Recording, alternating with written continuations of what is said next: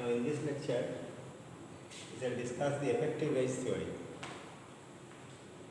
Now having dealt with the zero energy case, we have seen that the scattering cross section for L equal to 0, sigma 0, that is 4 pi square. A is the scattering length. Now therefore the scattering cross section depends on a single parameter for zero energy case, that is the scattering length. What is scattering length? The scattering length, that is sin delta 0, A is sin delta 0 by K. Now we turn to the case where the neutron energy varies in between 0 to 15 MeV. This was the only purely zero energy case. Now we turn to the case where the neutron energy varies from 0 to 15 MeV, within 15 MeV. And this energy range is called the low energy. And in case of low energy scattering, the scattering cross section or the phase shift, they does not depend on a single parameter. It depends on two parameters. One is called the scattering length A and another is called the effective range. The effective range literally gives an estimation of the range of the nuclear force. That's why the name, the effective range. Now we have derived the relation how the phase shift is calculated, that is K cot KB, that is equal to K, this is the center of mass energy, cot KB plus C plus delta G. That means K involves the parameter of the potential, V0 and all this. Now B is the range of the force, potential, C is the core radius, this one. Now so from this expression one can find the delta 0, energy dependence of the phase shift. Now if we expand this cot series, so we get a number of terms here. And in this series, only the first two terms, in low energy case, the first two terms are sufficient to calculate the phase shift, in which the first term gives you the scattering length and the second term gives you the effective range. So as K is very, very small in the low energy case, so in this expansion, the higher order terms of K square will be neglected. Only we retain the terms up to first order. Then we get two terms. One is first term gives you the scattering length and second term gives you the effective range. So the scattering phase shift or the scattering cross section, because if you get this phase shift, you get the scattering cross section. So these two depends on the two parameters. One is the scattering length, another is the effective range. Now we have already derived the scattering length, and now we shall derive what is the effective range, which gives the estimation of the range of the nuclear force. Now U is the wave function of the third core squirrel potential. C is the core radius. Now this is the UR, inside and outside B. Suppose this is your B and this is the outside region.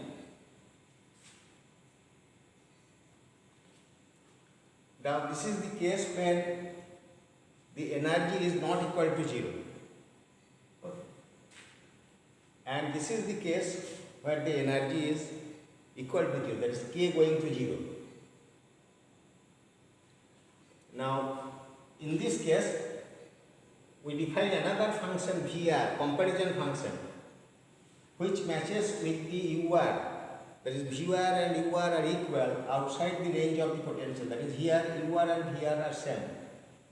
Because UR has the form, if you see your previous lecture notes, that is B sin KR plus delta 0. This is the form of UR outside the range of the interaction. Now we normalize it in such a way that is B as if it's 1 by delta sin delta 0. We have normalized this wave function in such a way so that UR equal to VR outside the range of interaction, and UR is extrapolated towards the origin such that the UR is unaffected by the nuclear potential. If the nuclear potential was not there, then the U must have taken this form and it should be equal to 1 at R equal to 0. So when R equal to 0, you see sine delta 0 by sine delta 0, so you get here 1. If the nuclear force is not there, then the wave function will be a free particle wave function. And for free particle wave function, we know that its flux is 1. So that the wave function must be 1 here. So the outside the range of the interaction, the wave function is normalized in this way so that it is equal to VR, and when it extrapolates as if it is unaffected by the nuclear potential, so it gives the value 1 at R equal to 0. Now naturally one may ask a question that this is your core radius, so the wave function must be 0 here. Okay. Then also you can put the wave function VR should be equal to 1 at R equal to C. Then you have to write the wave function in this way, K R minus C plus delta 0. No problem. For simplicity of calculation, that's why we shift the origin. So as if here R is shifted here, it is not there. So we write the wave function as sine KR plus delta 0. If you consider the core radius, then you have to write KR minus C plus delta 0. So now we write here sine KR plus delta 0. Now 0 energy case, this is the when the energy is not equal to 0. Now in the 0 energy case, the wave function outside the range of the interaction, suppose say k is very very small, so you get kr plus delta 0 by delta 0. You get kr plus delta 0 by delta 0. So you get 1 plus r by delta 0 by k. Sine delta 0 by k is the scattering length. So when delta 0 is very very small, so we can sine theta is equal to theta, that is delta 0 by k, that is your a. So we can write 1 plus r by a. This is the wave function, but here it is 1 y minus. If it is 1 plus r by a, if my wave function is 1 plus r by a, then the wave nature of it will be equal to this one, 1 plus r by a. The slope must be positive, but here the slope is negative, because here this point, the phase kr plus delta 0 is equal to pi. The slope is negative, that's why it is 1 minus r by a. Now when r equal to a, at this point the v0 is equal to 0, and when r equal to 0, that is v0 is equal to 1. So this is the non-zero energy case and this is the zero energy case. So V is a comparison function. To find the effective range theory, we consider a wave function, another wave function V, which is identical with U outside the range of the interaction and equal to 1 at the origin, as if it is unaffected by the nuclear potential. Now,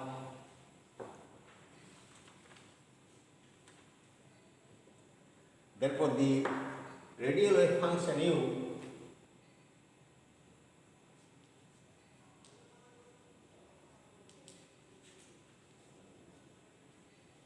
radial wave function U of R is a solution of the Schrodinger equation, is the solution of the Schrodinger equation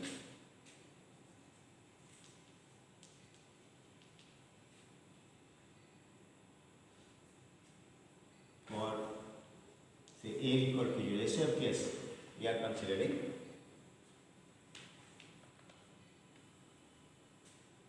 Both inside and outside the potential well.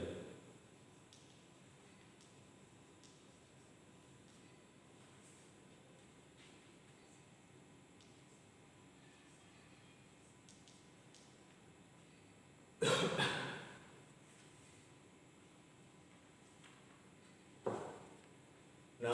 a new function v is defined in such a way. Now a new function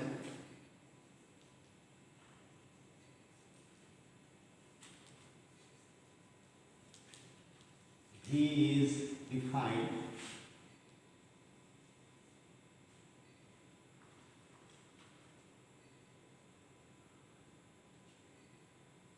as v is identical with u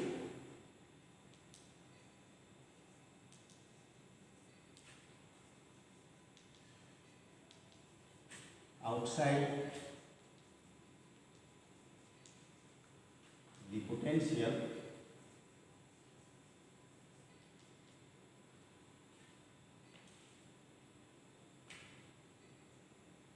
and extrapolates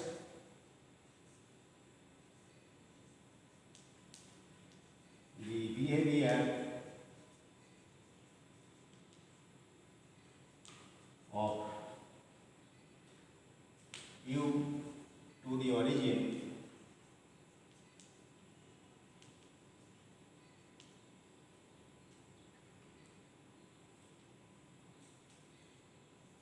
unaffected by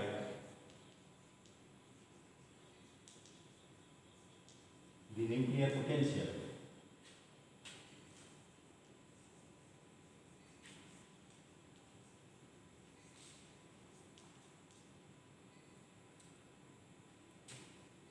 As if the nuclear potential were not there, then that was the V. Therefore, V is also the solution of the Schrodinger equation with the potential V is equal to 0. Now, both U and V are normalized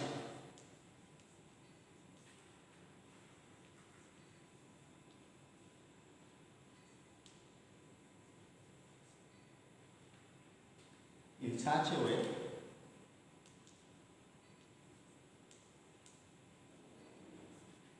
that V equal to 1 for say R equal to 0 or say R equal to C. Accordingly, we have to choose the wave function. Now, for simplicity, we consider here the potential is 1 unity. Here, wave function V is unity at R equal to 0. So, we write the wave function V thus the VR should be equal to sin KR plus delta 0 by sin delta.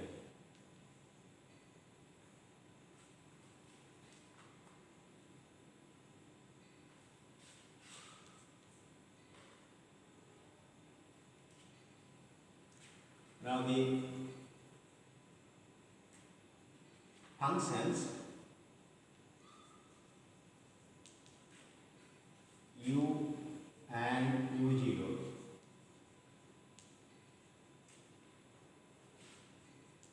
are the solutions of the Schrodinger equation.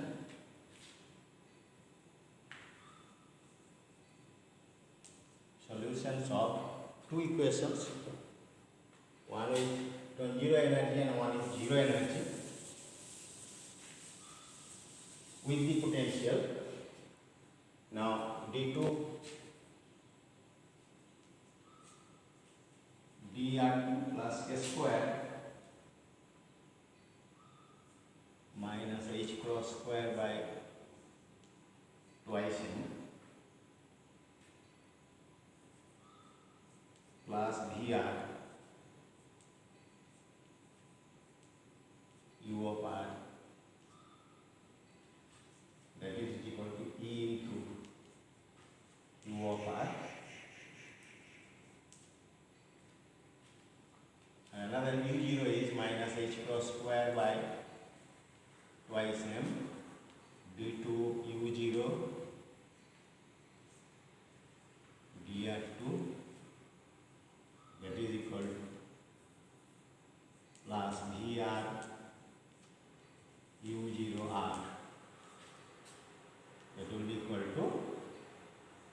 0, because U0 is the solution with 0 energy.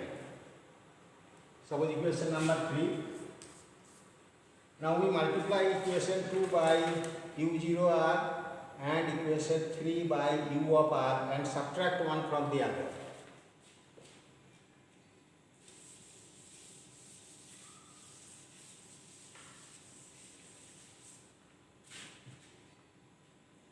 Multiplying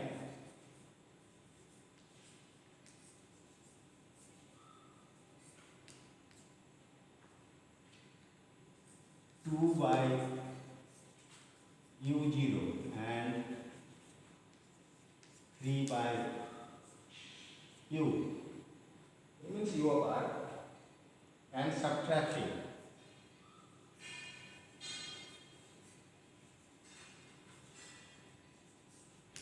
What we get?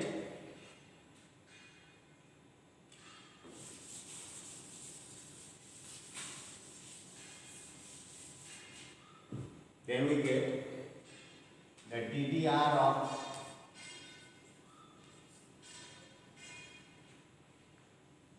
U0 prime minus U0 U prime is equal to K square U0.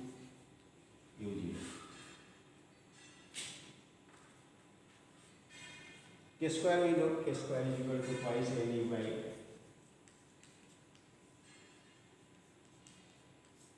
H cross square. So this is equation number 4. Here you get say U0 D2 DR2 U, and another will be equal to U into D2 DR2 of U0. So you can write it in this way, DDR of this. The cross terms will cancel. If we differentiate it, you get the same terms. The two terms will cancel out. Now the functions V, similarly,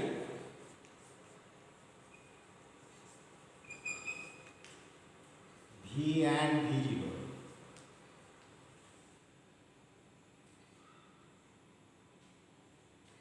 are the solutions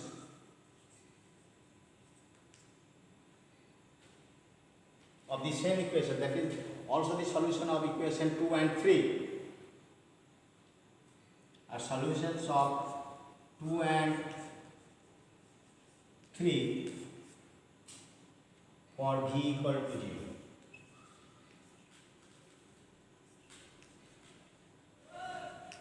Because we asked, initially we defined that V and V0 are the solution of the same equation, which is unaffected by the nuclear potential. So V is equal to U outside, but inside the potential is, this function is not affected by the nuclear potential. So 2 and 3, if we put V instead of U and V0 instead of U0, we get the same equation, only that you have to put there V equal to 0 because potential is not there. So in that case you get two equations also, that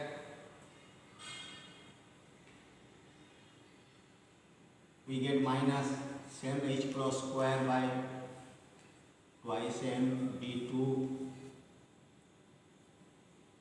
V dr2, potential is 0, that is equal to E into V, and another is minus H cross square by twice M D2 V0 dr2, that is equal to 0, because this is the zero energy test. Potential is also 0, energy is also 0. Therefore here also you get two equations 5 and 6. And following the same procedure as we have followed in deriving the equation 4, if we follow the same procedure here, multiply equation 4 by V0 and 6 by v and subtract one from the other, then we get another this kind of equation. So following the same procedure,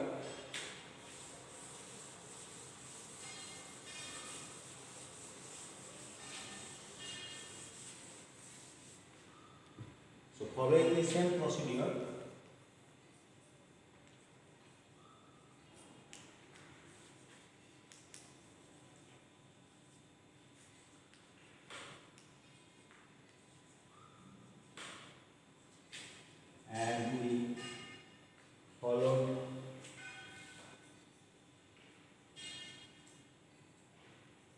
in deriving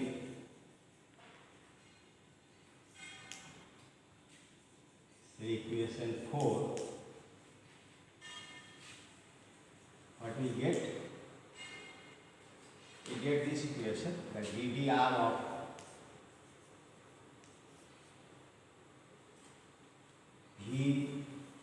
v0 prime minus v0 v prime is equal to k square v v. This is equation number 7.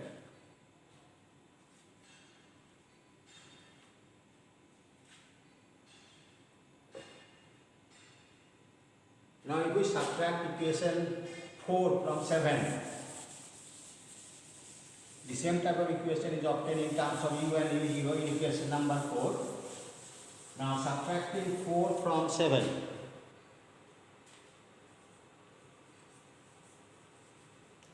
subtracting 4 from 7. Now what we get? We get ddr of v0 prime minus v0 v prime minus u0 prime plus u0 u prime, that is equal to k square. Right hand side you get v0 minus u.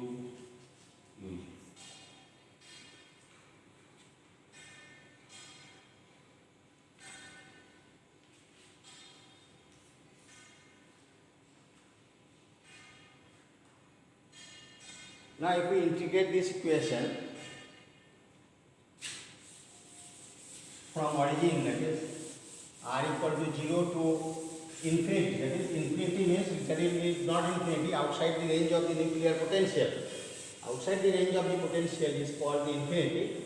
So if we integrate this equation from r equal to 0 to infinity or from r equal to c to infinity, as the case may be, if you write the wave function at sin k r minus c plus delta 0, then you have to integrate from r to infinity, c to infinity.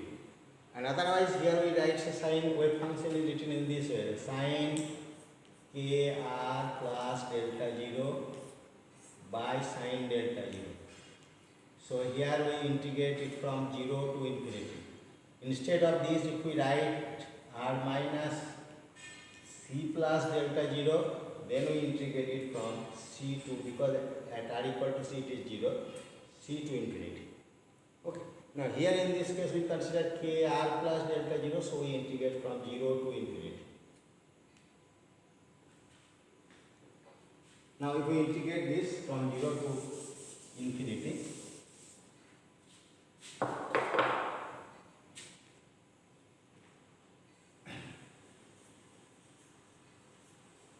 integrating from 0 to infinity. Infinity means outside the range of the interaction.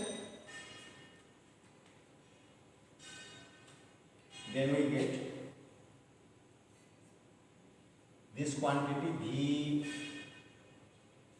v0 prime minus v0 v prime minus u0 prime plus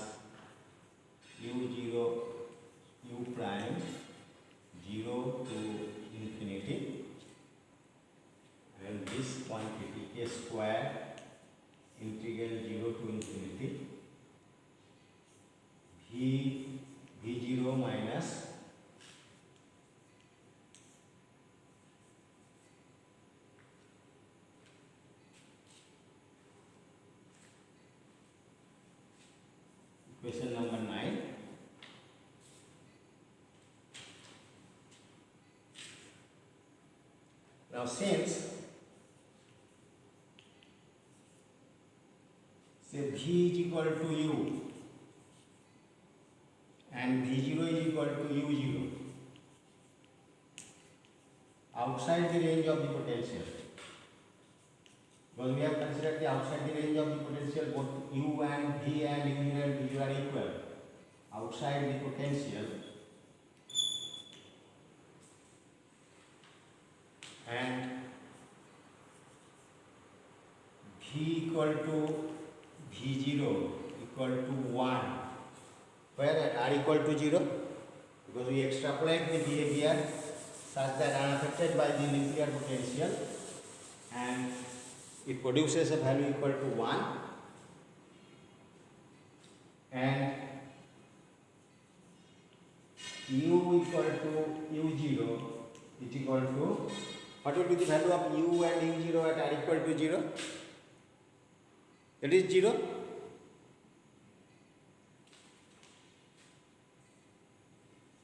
At R equal to 0.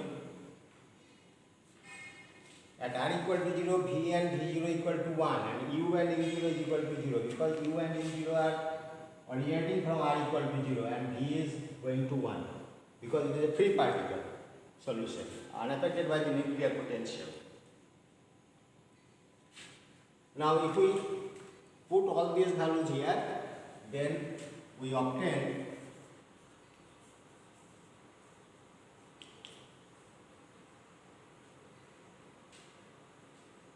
minus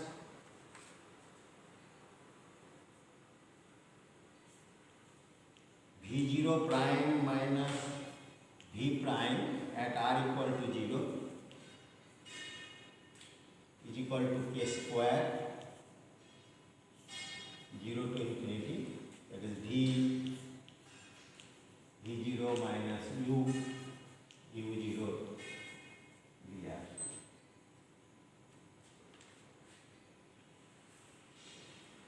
You put here V equal to U, so V is equal to U, V0 is equal to U0, so here you get U0, so U0 here is, so outside the range of potential this will cancel. Only at when R equal to 0, in this lower limit, R equal to V0 equal to 1, V0 equal to 1 and U0 is equal to, this term will not be there, so here you get only V0 prime minus V prime at R equal to 0. Now we have to calculate what is the value of V0 prime and V prime.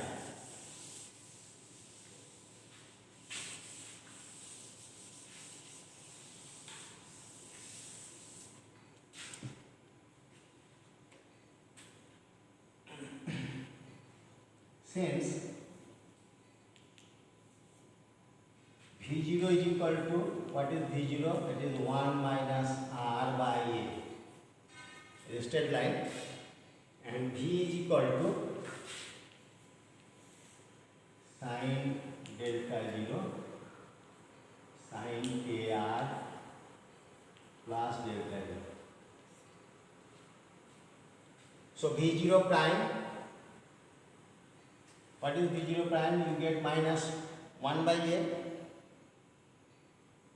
So you get put here and V prime, then you get minus V0 prime minus V prime at R equal to 0 gives you the value K cot delta 0. K cot delta 0 comes from here plus 1 by A and 1 by A from V0 prime, minus sign is here, so it becomes plus, and this is equal to this one. The right hand side is this integration 0 to infinity V0 prime minus U0 prime dl.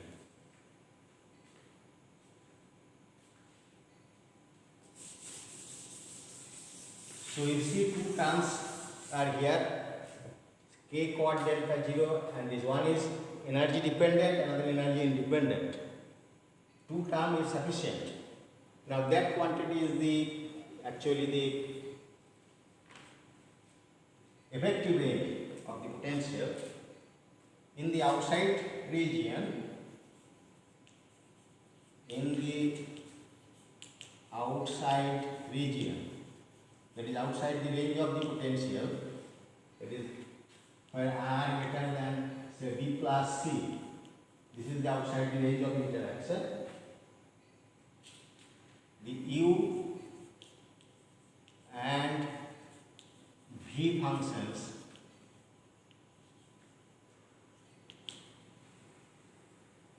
approach the same value because they are same outside the range of the potential, whose value is sin k r plus delta 0 by delta 0, and contribution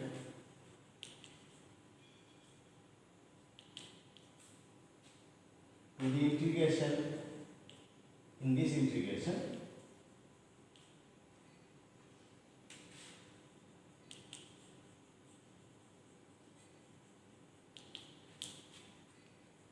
is negligible. That is, contribution to this interaction mainly comes from the inside region, and the outside region V, V0, V goes to V and U are same, V0, U0 are same. So the same quantity minus the same quantity, what we get? The very small contribution. So that's why the contribution to this integration comes mainly from the inside region. Outside region, the contribution is negligibly small, very near to zero. That's why the contribution what we get within the range of the potential. So the name justifies the effective range. And in the inside region,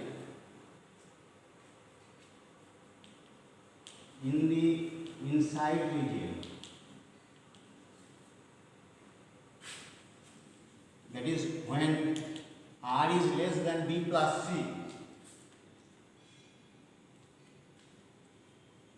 in the inside region, U is approximately equal to U0 and V is approximately equal to V0. Why we have written this? U is approximately to U0 and V is approximately equal to V0, because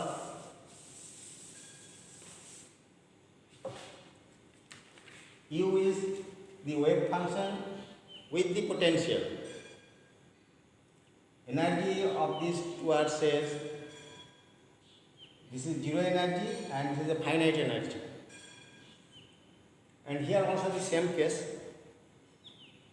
but here the depth of the potential is so large compared to the energy, so that the dependence of the energy of this wave function is very, very small, like this. Okay, it is a low energy but a zero energy wave function, and here the potential and the energy, but the depth of the potential is so large compared to its energy, so you can also negligible. So dependence on energy of this wave function is very, very small. So inside region we consider this equal to this and approximately this equal to this. So in the face of the depth of the potential, here the energy dependence of this wave function is very, very small. So that's why we have considered this one. This is because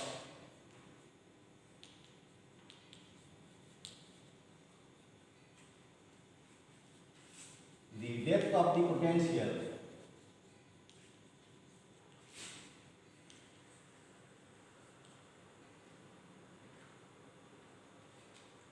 is considerably greater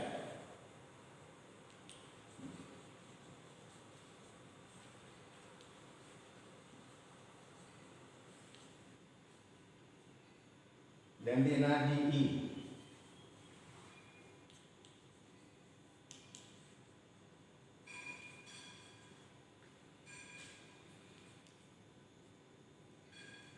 And therefore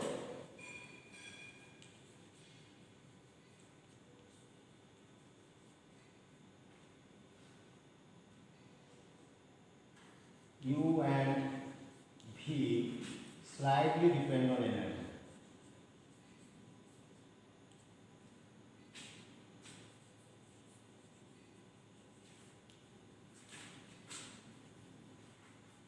So this is the justification why inside the region we consider U equal to U0 and V equal to V0, because the energy dependence of U and V inside the well is very small, because of the depth of the large depth of the nuclear potential.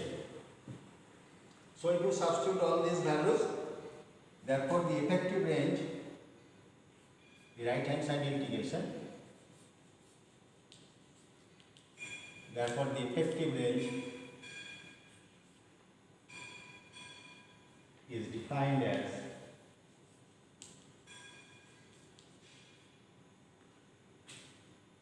R0, which is the effective range, is 2 times this integration 0 to infinity.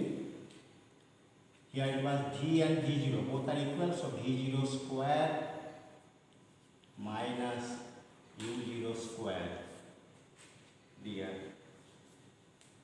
In the expression, here you get V0 and V and V0 are equal, so V0 square minus U0 square. The 2 factor is putting here extra because the value of this integration gives you just the half of the value of the range of the force. That's why it is multiplied by 2 factor, so it is equal to the range of the nuclear force. So it is actually, this integration is R0 by 2. So if we substitute this value, then you get the expression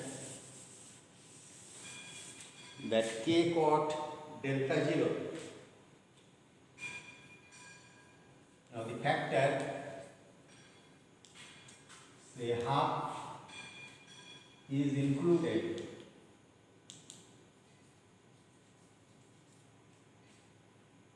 in the definition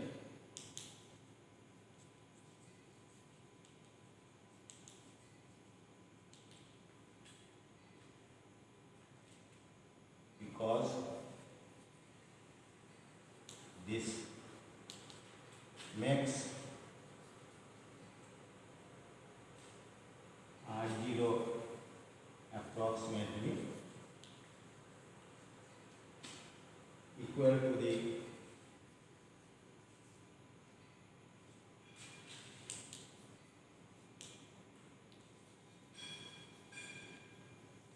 radius, where the potential becomes 0.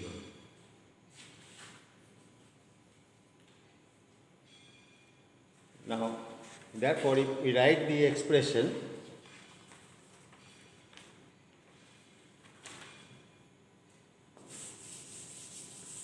it was our right hand side integration, and in the left hand side we get K cot delta 0 plus 1 by A. Therefore, we write that cot delta 0, 1 by A is taken in that side, you get minus 1 by Ka, because here K cot delta 0 plus 1 by A is equal to this integration effective range plus half R0 K.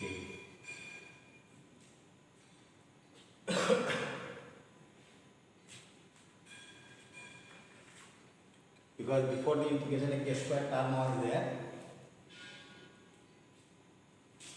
So this is called the safe independent approximation. That means if we change the parameter of the potential, suppose you have a square well potential, say V0 is equal to 40 MeV, then the depth will have some value, suppose B is equal to 2 Fermi. Now if we increase V0 is equal to 73 MeV, the depth will decrease, so shape is changing, but it produces the same phase shift and same scattering cross section. So this is called the shape independent approximation. Now therefore this is the phase shift depends on the 2 parameters. One is the scattering length another is the effective range. So in the low energy scattering, the phase shift or equivalently the scattering cross section, because if you know the phase shift, you can find the scattering cross section. That depends on the two parameters. In the zero energy case, it is approximately, say you get say only one parameter, because this term will not be there in that case. But this is valid only say low energy case up to 15 MeV, but more than in the higher energy, this formula will not be valid. Then you have to calculate the phase shift by calculating some tedious integrations. Now, therefore this scattering cross section, what we get?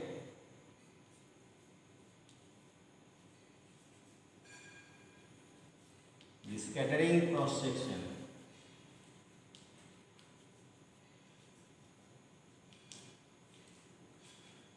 what is the value of the scattering cross section? S wave scattering cross section, it is sigma 0. 0 stands for L equal to 0. That is 4 pi by k square sine square delta 0. This is the expression. Okay. This is for S wave. For all parts wave, we get here 12 plus 1, another quantity, sine delta L by k square. Now we get quad delta 0. Now we have to find sine square delta 0 and substitute it here. You get the value of the scattering cross section for the low energy scattering. Now if quad delta 0 is equal to this one, then you have to find sine square delta 0. Now there is a relation between cot square and cosec square. So quad delta 0 is this. So cosec square delta 0 is equal to 1 plus 1 by k a minus half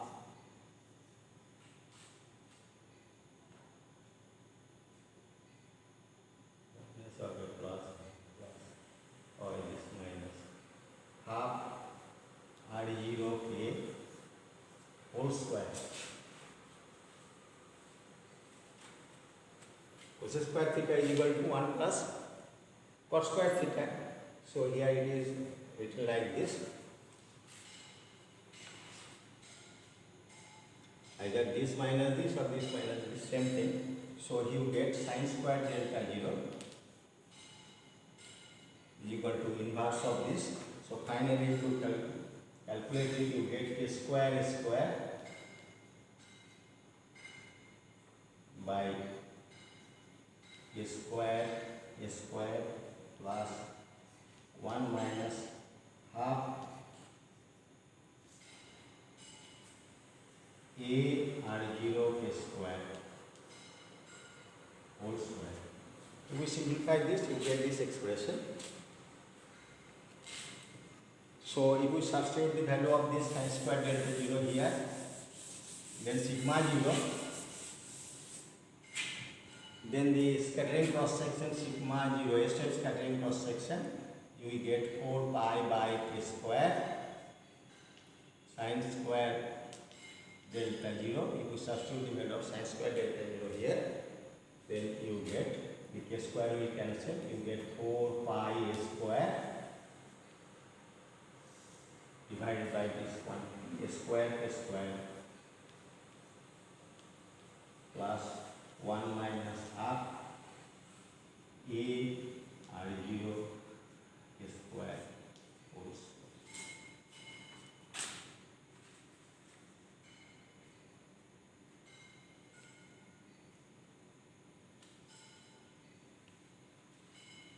Now the scattering cross section depends on the two parameters. One is the scattering length, another is the effective range.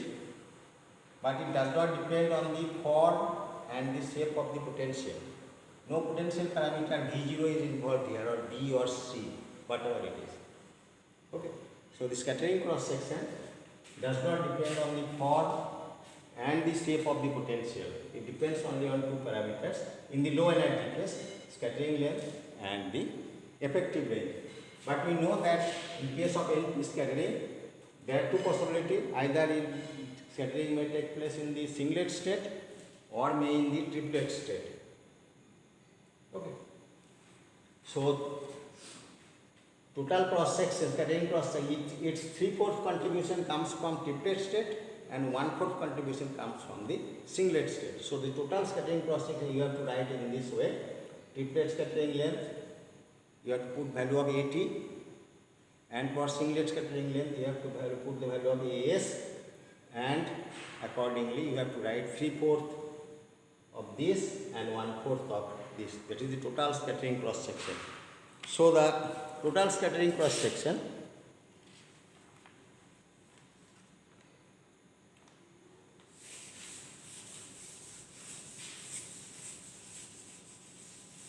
because the total scattering cross section depends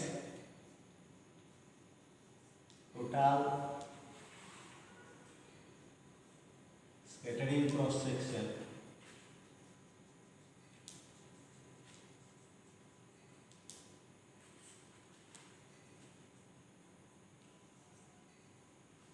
depends on, say, 4 parameters.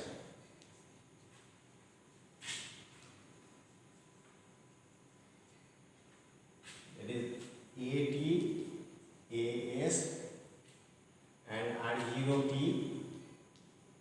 and R0S. Triplet scattering length, triplet effective range, singlet scattering length, singlet effective range. So the total scattering cross section, as we know that in the triplet case there are 3 possibilities and singlet state only 1 possibility. So 3/4 contribution comes from the triplet state and 1/4 from the singlet state. So the total scattering cross section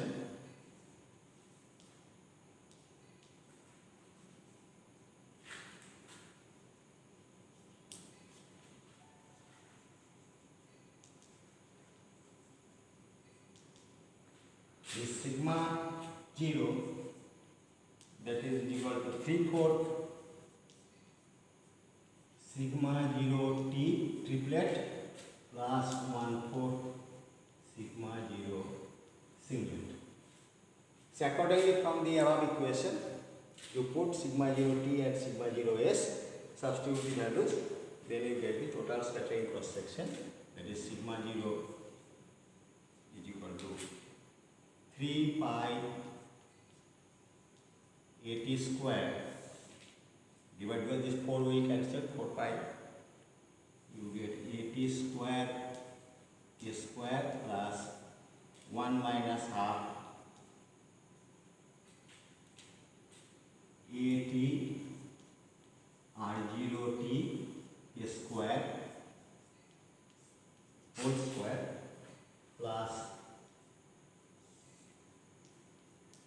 pi A square, you get A square A square plus 1 minus half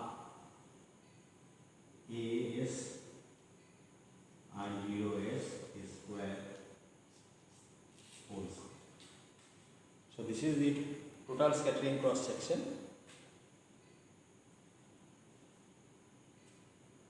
Now the value of AT and R0T can be determined from the bound state problem, because the triplet state is a bound state. So from the bound state problem of the deuteron one can find AT and AS, and it is unbound state. So value of AS and R0S is obtained from the scattering data, from the scattering problem. So by substituting this one can find the total scattering cross section of the NP scattering. Now this effective range theory can be used to find the deuteron binding energy. That is, if we use a VB, the wave function V, this, instead of V, if we use here say VB, what is it to the power minus, say, kappa r. If it is a bound state, the wave function will die out. Okay, the value of the wave function will be, form of the wave function will be like this. So e to the power minus kappa r. So in bound state problem, if we use V is equal to Vb, then in that case one can find the binding energy of the deuterium.